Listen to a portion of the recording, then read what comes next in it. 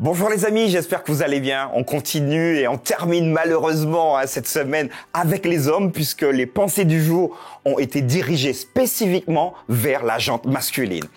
Les femmes, vous êtes les bienvenus, les jeunes, les enfants également, c'est pour vous, donc il n'y a pas de stress à avoir par rapport à ça. Aujourd'hui, j'aimerais aborder avec vous un thème, l'homme selon le cœur de Dieu. Es-tu un homme selon le cœur de Dieu ?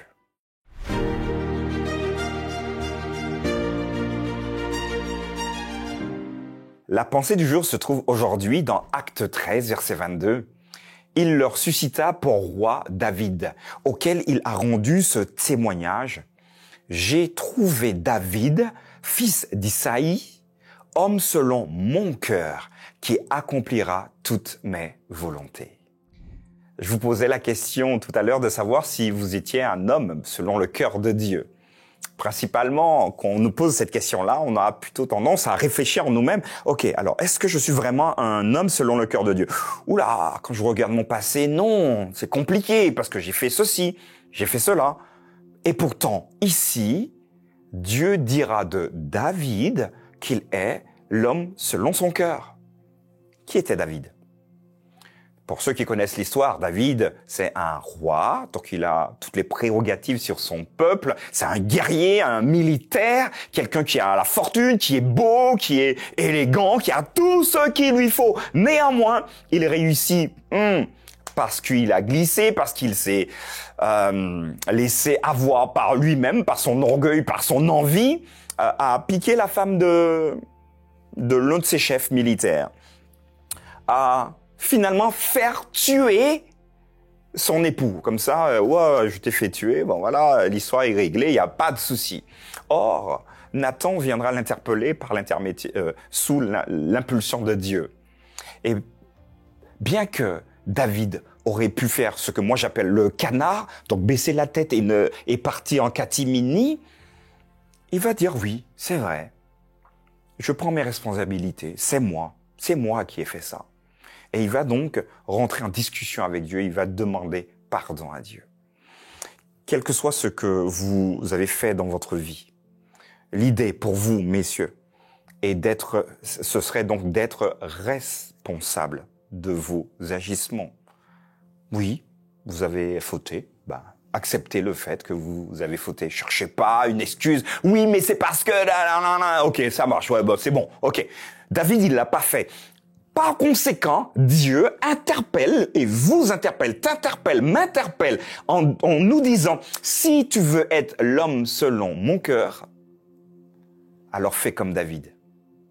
Accueille ce que tu as fait, demande pardon le cas échéant, mais surtout remets-toi sous la coupole de Dieu et là, tu seras l'homme selon le cœur de Dieu.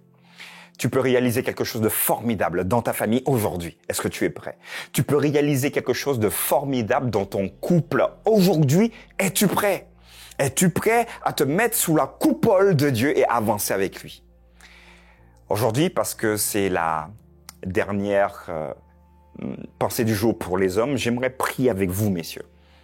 Durant la semaine, nous avons vu plein de défis, des choses qui nous ont parfois bousculés. Mais j'aimerais simplement demander à Dieu de vous accompagner parce que chaque vie est différente. Vous vivez tous des choses particulières, des choses singulières. Vous êtes les seuls parfois à les connaître. Mais sachez qu'il y a un Dieu qui ne vous oublie pas et qui vous connaît. Prions ensemble. Seigneur, je te remercie pour cette semaine que tu nous as permis d'avoir avec ces pensées du jour, dirigées essentiellement vers les hommes. Tu interpelles encore aujourd'hui et tu nous invites à aller plus loin avec toi.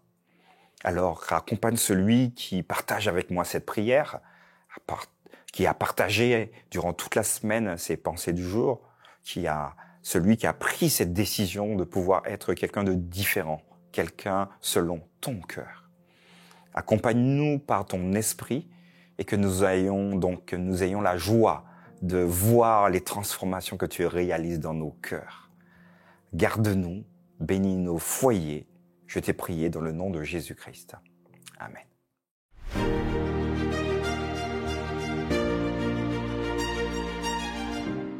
Voilà, merci pour cette hyper belle semaine que nous avons vécue ensemble. La semaine prochaine, nous aurons une semaine basée essentiellement et en direction des jeunes. Alors, si vous avez des enfants, des jeunes gens, des jeunes femmes, des jeunes filles, n'hésitez pas à leur dire « Allez, la semaine prochaine, c'est pour vous ». De nombreuses choses à découvrir. Je vous donne notre rendez-vous à demain pour une nouvelle pensée du jour.